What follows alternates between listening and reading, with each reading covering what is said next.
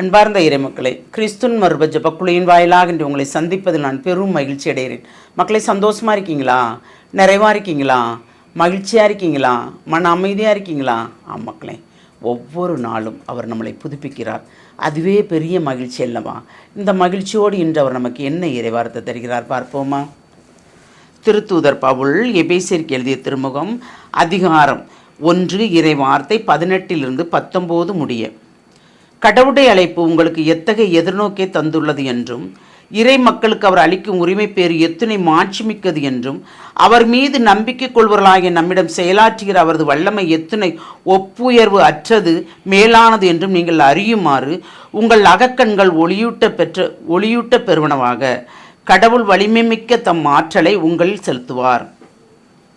ஏனென்றால் அவருடைய ஆற்றல் இல்லாமல் நம்மிடம் ஒன்றுமே இல்லை, இல்லையா? அந்த ஆற்றல் தான் நம்மளை நிறைவுபடுத்துகிறது. உங்களுடைய அகக்கண்கள் ஒளியூட்ட பெறுவனவாக,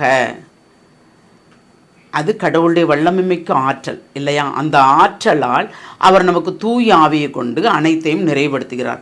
அந்த நிறைவைத்தான் நாம் கேட்குறோம். தூய ஆவியை பெற்றோம் என்றால் எல்லாமே நிறைவாக இருக்கிறது. நமக்கு தூயாவின் வல்லமையால் அனைத்தையும் திறம்பட செய்யும்படி ஆண்டவர் நம்மளை ஆசீர்வதிக்கிறார். அந்த ஆசீர்வாதம் தான் நமக்கு வேண்டும். நாம் பெற்றது மட்டுமல்லாமல் பிறருக்கும் அந்த ஆசீர்வாதத்தை நாம் கொடுக்க வேண்டும். எப்படி கொடுக்க வேண்டும்? எந்த நிலையில் கொடுக்க வேண்டும்? நமக்கு கிடைத்ததை நாம் அப்படியே புதைத்து வைக்கவா? பிறருக்கு ஆற்றுப்படுத்தவா? அவர்களை தெளிவுபடுத்தவா? இயேசுக்குள் அவர்களை கொண்டு வரவா? எந்த நிலையிலும். ஏனென்றால் அவர்கள் தாழ்நிலையில் இருக்கிறார்களா, நொறுக்கப்பட்டு இருக்கிறார்களா, வலிமையற்று இருக்கிறார்களா, வல்லமையற்று இருக்கிறார்களா, பொருளாதார குறைபாடோடு இருக்கிறார்களா, இது எல்லாம் இறைவனுக்கு தெரியும், நமக்கும் தெரியும், அக்கம் பக்கம் இருப்பவர்களுக்கு, இல்லையா?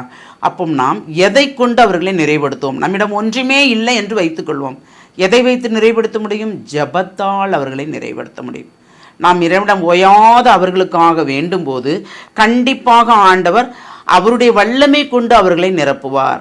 ஒரு ஆன்மாவை மீட்டெடுப்பதற்காக அவர் நிறைந்த காரியங்களை செய்வார், நிறைவான காரியங்களை செய்வார். எத்தனை பேருக்கு அப்படி செய்துள்ளார், இல்லையா? நம் கண்கூடாக பார்க்கிறோம், அதற்கு நாமும் சாட்சியாக நிற்கிறோம். அப்போ அவருடைய அழைப்பு நமக்கு எப்படி எதிர்நோக்கை தந்துள்ளது? அவரோடு ஒன்றித்திருக்கும்படியும் அவர் அளிக்கின்ற அந்த உரிமை பேரை பிறருக்கும் கொடுக்கும்படியும் நம்முடைய அகக்கண்கள் திறக்கப்படுகிறது, இல்லையா? அந்த அகக்கண்கள் திறக்கப்படும் போது அவர் கொடுக்கின்ற ஒவ்வொன்றையும் நாம் கண்டுகொள்கிறோம், பெற்றுக்கொள்கிறோம். நாம் பெற்றுக்கொண்டது மட்டுமல்லாமல் பிறருக்கும் அதை கொடுக்கும்படியும் இறைவன் நம்மளை தூண்டுகிறார். அந்த பிறருக்கு நாம் கொடுக்கிறோமா அவர் தந்ததை? இல்லை நாமே வைத்து கொள்கிறோமா? ஏனென்றால் நம்பிக்கை கொள்வோர்களாகிய நம்மிடம் செயலாற்றுகிற அவரது வல்லமை எத்துணை ஒப்புயர்வு அற்றது மேலானது என்று நீங்கள் அறியுமாறு உங்கள் அகக்கண்கள் ஒளியிட்ட பெறுவனவாக. ஏனென்றால் நாம் அவர் மீது நம்பிக்கை கொண்டிருக்கிறோம். அந்த நம்பிக்கையின் மூலமாக அவர் நமக்குள் செயலாற்றுகிறார். அந்த செயலாற்றல் மூலமாக நாம் அவரிடம் பெற்றுக்கொள்கிறோம். அந்த பெற்றுக்கொள்வதன் மூலமாக நாம் பிறருக்கும் பங்களிக்கிறோம். இந்த வரத்தை கேட்போமா? எல்லாம் வல்ல இறைவா, உம்முடைய இரக்கப் பெருக்கத்திற்கு அளவே இல்லை. எங்களையும் ஒரு பொருட்டாக நினைத்து உம்முடைய கரத்தில் எடுத்து எங்களை பயன்படுத்துகிறீரே, அதற்கு நன்றி ஆண்டவரே. ஏனென்றால் நாங்கள் ஆமாண்டவரை பலகீனமானவர்கள் ஆண்டவரே. நாங்கள் துன்பத்தில் உழன்று கொண்டிருக்கிறோம் என்று ஒவ்வொருவரும் உம்மிடம் புலம்புகிறார்கள் ஆண்டவரே. அந்த புலம்பல் அனைத்தையும் நீர் ஆனந்த களிப்பாக மாற்றி எது அவர்களுக்கு தேவையோ அதை அனைத்தையும் நீர் செய்து கொடுத்து அவர்களை நிறைவுள்ள மக்களாக நீர் மாற்றப்போர் அந்த கிருபைக்கு நன்றி ஆண்டவரே. ஏனென்றால் கேட்கிறார்கள், எத்தனை காலம் ஆண்டவரே எங்களுக்கு துன்பங்கள், எத்தனை காலங்கள் ஆண்டவரே எங்களுக்கு இந்த பாடுகள், எத்தனை காலம் ஆண்டவரே எங்களுக்கு இந்த பொருளாதார தடைகள் என்று கேட்கிறார்கள். உம்மிடம் நீர் வழங்காவிட்டால் எங்களுக்கு ஒன்றுமே இல்லை ஆண்டவரே.